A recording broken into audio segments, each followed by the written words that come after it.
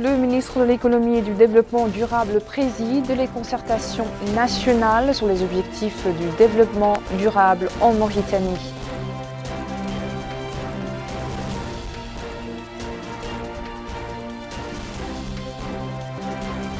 Le ministère de la Santé organise une rencontre autour de la revue annuelle du secteur sous le thème bilan et perspectives pour une couverture sanitaire universelle.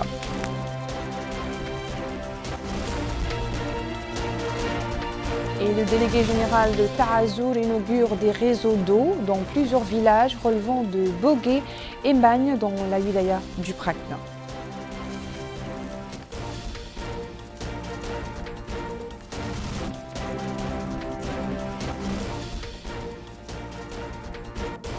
Bonsoir, comme je vous l'annonçais dans les titres, le ministre de l'économie et du développement durable, Abdessalem Mohamed Saleh, a présidé ce lundi à l'Académie diplomatique les séances de concertation nationale autour de la réalisation des objectifs du développement durable en Mauritanie.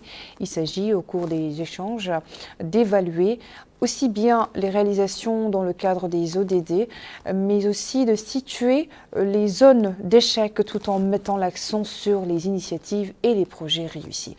Récit signé Bokar Bailaba. Dans une semaine, le siège des Nations Unies à New York abritera le sommet des objectifs de développement durable. Un sommet à mi-parcours de la mise en œuvre de l'agenda 2030. Notre pays se prépare pour une participation active à ce sommet. D'ailleurs, la tenue de ces séances de consultation nationale sur les réalisations des ODD en Mauritanie s'inscrit dans ce cadre.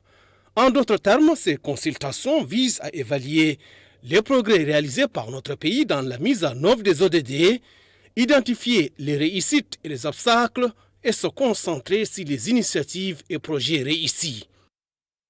Le secrétaire général des Nations Unies a convoqué un sommet à mi-parcours pour évaluer les progrès qui ont été réalisés sur la voie du développement durable et identifier les obstacles et lancer une nouvelle dynamique pour essayer de maintenir la trajectoire vers le développement durable. Une trajectoire qui a été passablement bousculée, comme nous le savons tous, à cause du Covid, à cause de l'impact des changements climatiques énormes, l'impact du recul de la croissance économique dans presque l'ensemble des pays du monde, y compris l'Afrique. Ce sommet est donc extrêmement important et il faut remercier le secrétaire général des Nations Unies, le féliciter et l'ensemble du système des Nations Unies pour essayer de nous remettre tous sur la bonne trajectoire.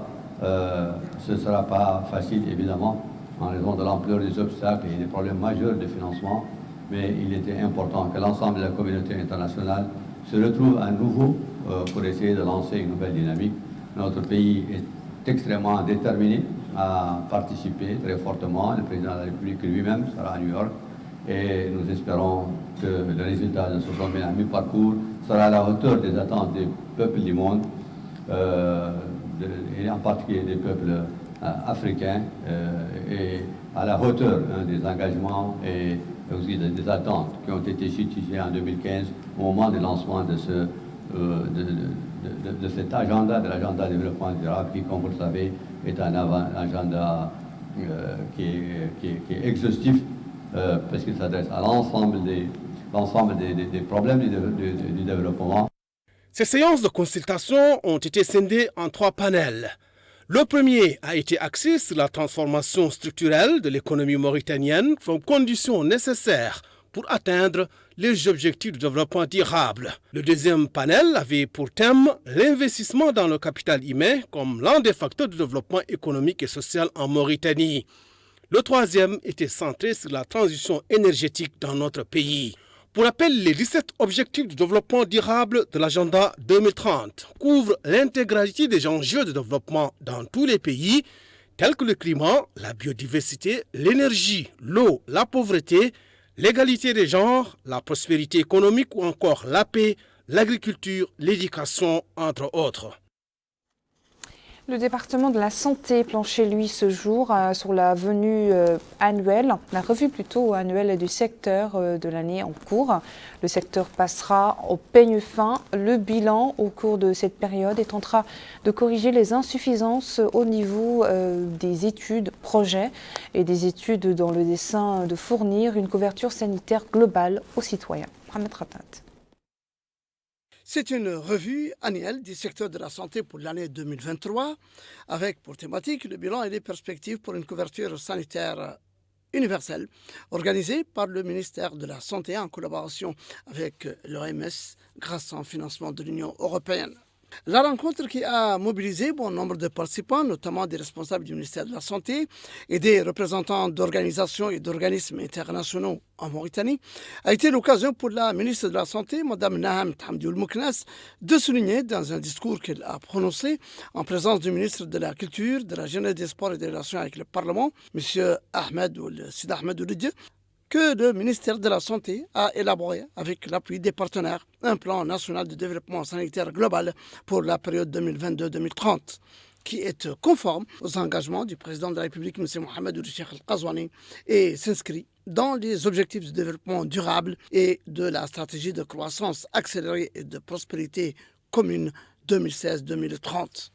Elle a également indiqué que l'élaboration de cette stratégie a coïncidé avec la réalisation de l'enquête démographique et de santé 2019-2021 qui a permis d'obtenir une base de données détaillée comprenant les principaux indicateurs de couverture des maladies et des décès. Madame la ministre a aussi souligné que la revue annuelle qui fait aujourd'hui l'objet de cette rencontre coïncide avec la phase finale de mise en œuvre des engagements du président de la République visant à améliorer le système de santé et à assurer des soins de santé complets à tous les Mauritaniens.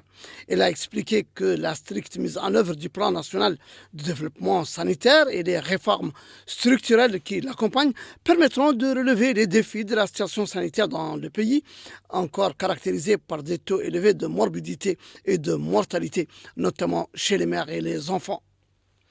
Lui succédant, le directeur de la coopération au niveau de la délégation de l'Union européenne en Mauritanie, M. Jean-Marc de Verper Alvaro, a exprimé son plaisir de participer à cet événement qui vise à passer en revue les acquis et les défis du secteur de la santé. L'appui budgétaire de l'Union européenne cible l'éducation et la santé et vise spécifiquement à renforcer la couverture sanitaire universelle qui est un des leviers permettant un accès à tous aux soins médicaux et donc un levier important dans la prévention. De son côté, la représentante résidente de l'Organisation mondiale de la santé en Mauritanie, Mme Charlotte Fatindiaye, a félicité le ministère de la Santé pour la mise en place du programme national d'éducation sanitaire et l'adoption du protocole national d'enquête sanitaire. Excellence, Madame la ministre de la Santé, c'est pour nous, aujourd'hui, un réel plaisir d'être ici et d'être à vos côtés pour cette revue sectorielle de la santé. Ma joie est d'autant plus grande que le thème qui a été choisi est un thème d'actualité. Il s'agit du bilan et perspectives pour la couverture santé universelle. Et cette vision traduit, si besoin était encore, de la vision affichée de son Excellence, Monsieur le Président de la République, celui d'assurer une couverture sanitaire universelle à toute la population mauritanienne. Cette vision s'est traduite par l'élaboration du Plan national de développement sanitaire 2022-2023, dont l'orientation principale est l'accès à la couverture sanitaire universelle d'ici 2023 pour toute la population. À son tour, le maire de la commune de Tevrak-Zena, M. Talib Mahjoub, a loué cette revue du secteur de la santé, indiquant qu'elle ne manquera pas de lui insuffler un solide élan à travers des recommandations utiles et pratiques pour améliorer la performance du système sanitaire. Il convient de noter que les participants ont suivi un documentaire qui revient sur des réalisations accomplies dans le domaine de la santé et les perspectives d'avenir que le secteur cherche à atteindre pour parvenir à des soins de santé adéquats, notamment en ce qui concerne la couverture sanitaire universelle et gratuite. Dans les Mourata de Bogué, Bagne, dans lesquels le délégué général à la solidarité nationale à la lutte contre l'exclusion, Taazour Hamed, a inauguré ce week-end des réseaux d'adduction d'eau au profit de 6 villages. C'était à l'occasion d'une tournée qu'il a conduit dans les chefs-lieux et villages de la wilaya du Brakna. Le point avec Bokar Belaba. Les projets inaugurés par le délégué général à la solidarité nationale et à la lutte contre l'exclusion Taazour Hamoud Mohamed ont consisté en la mise en œuvre des réseaux d'adduction d'eau dans les localités de Lembeidia et de Baïl Hijaz dans la Moukata de Mbagne, Waboundé, Bassine et Dar el Barka dans la Moukata de Bogué. Cette visite a permis au délégué général du Taazour de s'informer des réalisations opérées ces dernières années au profit des populations de la wilaya du Brakna, notamment les groupes vulnérables. L'éducation n'est pas en reste. D'ailleurs, le délégué général du Taazour a visité une école dans la commune de Debaïl Hijaz, réalisée par Taazour dans la Moukata de Mbagne. Et à cette occasion, il a déclaré que sa visite dans de nombreux villages et localités du Brakna intervient en application des instructions du président de la République, M. Mohamed Cheikh Al-Ghazouani, des instructions visant à mettre à la disposition des citoyens les services de base sur l'ensemble du territoire national et de s'inquiéter du niveau de mise en œuvre des programmes et projets inscrits dans le programme Mes engagements au profit des couches vulnérables. Il a précisé que cette visite au Brakna pour inaugurer ou lancer des projets dans les domaines d'eau potable, de la santé et d'autres domaines d'intervention de Taazour au profit des groupes cibles de cette wilaya est une marque d'intérêt du président de la République qui attache une importance toute particulière à cette wilaya. De leur côté, les élus de Bogué et Mbagne ont loué toutes les réalisations de Taazour au profit des populations des communes, notamment dans l'éducation, la santé, l'approvisionnement en eau potable, entre autres. Par ailleurs, le délégué général du Taazour a procédé à la remise de sommes importantes en espèces aux familles nécessiteuses des localités visitées afin de les aider à gérer leurs moyens de subsistance. Retour à Nouakchott pour évoquer la conférence de presse tenue aujourd'hui par le président de la Commission nationale des hydrocarbures. Il a annoncé le lancement d'un nouvel appel d'offres pour l'approvisionnement du pays en hydrocarbures pour une durée de 2 ans. Le président de la CNH a par ailleurs relevé les conditions fixées dans le projet d'appel d'offres. Bokar Bailaba. Notre pays a besoin de produits pétroliers liquides pour la période 2023-2025. Pour ce faire, un appel d'offres international vient d'être lancé lors d'une conférence de presse animée par le président de la Commission nationale des hydrocarbures, Sid Ahmed Ahmed. Et à cette occasion, il a déclaré que les pouvoirs publics représentés par le ministère du pétrole, des mines et de l'énergie ont développé une solution radicale et rapide pour le stockage des hydrocarbures à Nouakchott, notant qu'après de larges consultations avec tous les acteurs du secteur, une décision a été prise pour intégrer la construction des réservoirs dans le cadre de cet appel d'offres international. Il a expliqué que la faible capacité de stockage de Nouakchott la rend impropre à recevoir de gros navires de 30 000 tonnes ou plus, ce qui oblige les fournisseurs à décharger les cargaisons importées à Nouadhibou puis à les transporter dans des petits navires. Et cela a pour conséquence de générer des surcoûts financiers et causer de l'irrégularité de l'approvisionnement des hydrocarbures. Enfin, le président de la Commission nationale des hydrocarbures a déclaré que cet appel d'offres international permettra de réduire de manière significative la facture pétrolière du pays et contribuera ainsi à la participation d'un plus grand nombre d'entreprises internationales. L'administrateur directeur général de l'Agence nationale du registre de la population et des titres sécurisés est en visite dans la capitale du Hod el-Gharbi. Objectif, exhorter les élus locaux et les acteurs de la société civile dans la wilaya à sensibiliser les citoyens sur l'importance de se faire enregistrer sur l'état civil avant la fin du délai fixé à l'opération d'enrôlement. Mohamed Khatat. C'est en présence du Wali du Hod el-Gharbi, M. Ahmeda Mamadou Kelly, que l'administrateur directeur général de l'Agence nationale du registre de la population et des titres sécurisés, M. Sidi Ali Nava, a tenu cette réunion de sensibilisation visant à exhorter les citoyens qui ne disposent pas de documents d'identification à se présenter au centre d'enrôlement. Au cours de cette réunion qui comprenait les autorités administratives et sécuritaires, les élus locaux et les acteurs de la société civile, l'administrateur directeur général a affirmé que le but de la visite est de prendre connaissance de l'avancement des opérations d'enrôlement des citoyens en cours dans le cadre des efforts des pouvoirs publics visant à enregistrer tous les citoyens qui n'ont pas encore bénéficié de titres d'identification nationale, de constater les défis et de poursuivre la sensibilisation, indiquant que cela rentre dans le cadre des directives du président de la République visant à offrir à tous les citoyens la possibilité de s'inscrire au registre national de la population. Il a souligné que cette opération d'enrôlement au registre national de la population ne saurait réussir sans l'implication des élus, des acteurs politiques locaux et de la société civile. Autant avec les représentants des organisations de la société civile que des autorités administratives et sécuritaires, des élus locaux de la wilaya, il a été question des procédures utilisées pour inscrire les citoyens ciblés et la nécessité de surmonter toutes les difficultés qui entravent ce processus d'enregistrement, en particulier dans les zones rurales.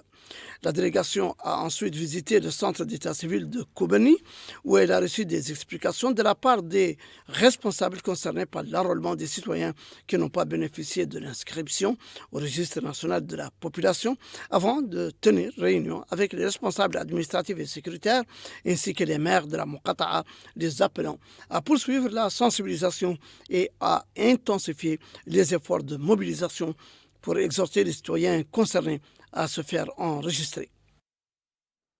À Kifa, les âmes se sont tues après 5 jours de compétition entre les équipes participant au championnat d'automne du tir à la cible traditionnelle. La coupe de cette compétition a été remportée par l'équipe Shibar. Sa rivale Tijrit a mérité le titre du meilleur tireur du tournoi. Retour à Mohamed Ratat.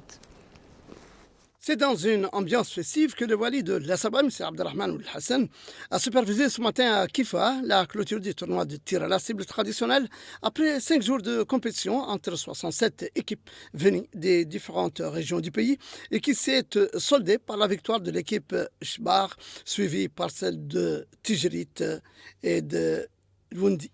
L'occasion pour le wali de la Sabah de féliciter les organisateurs du tournoi pour la bonne organisation et la responsabilité de toutes les équipes tout au long de la compétition, leur souhaitant un bel automne et un retour calme dans leur région. 3 des 4 trophées ont été remis aux premières équipes gagnantes, alors que le 4e trophée a été remis au meilleur tireur du tournoi. De son côté, le président du comité provisoire de gestion du tir à la cible traditionnel, M. Ahmed Bamba Oulbaï, a d'abord félicité l'équipe Shbar qui a remporté la première place devant celle de Tijrit et de Lwundi qui ont respectivement obtenu la 2e et la 3e place. Il a ensuite félicité le tireur Habib Ould Mohamed Saleh pour son titre de meilleur tireur du tournoi. Notons que le comité provisoire de gestion du tournoi de tir à la cible traditionnel, qui a alloué le soutien et les encouragements des autorités administratives à ce sport, a souhaité que le champ qui a abrité la compétition porte désormais le nom de Feu Othman Ould Omar pour le tir à la cible traditionnelle. Et nous terminons par la pluie. Je vous laisse découvrir les hauteurs de précipitations enregistrées ces dernières 24 heures au niveau des 3 wilayas.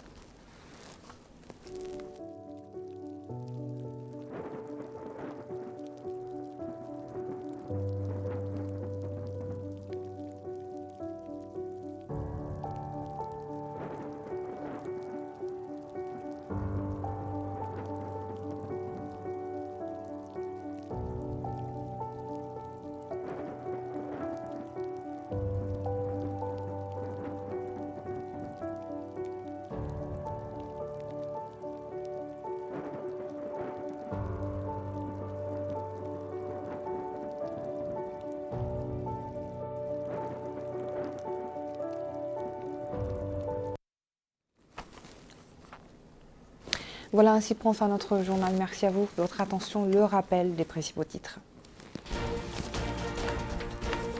Le ministre de l'économie et du développement durable préside les concertations nationales sur les objectifs du développement durable en Mauritanie.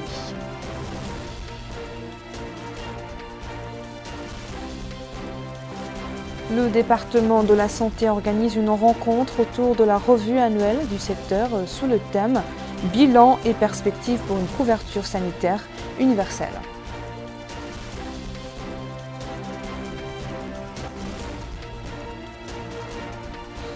Le délégué général du Tarazout inaugure des réseaux d'eau dans plusieurs villages relevant de Bogué et Bagne dans la wilaya du Brakna.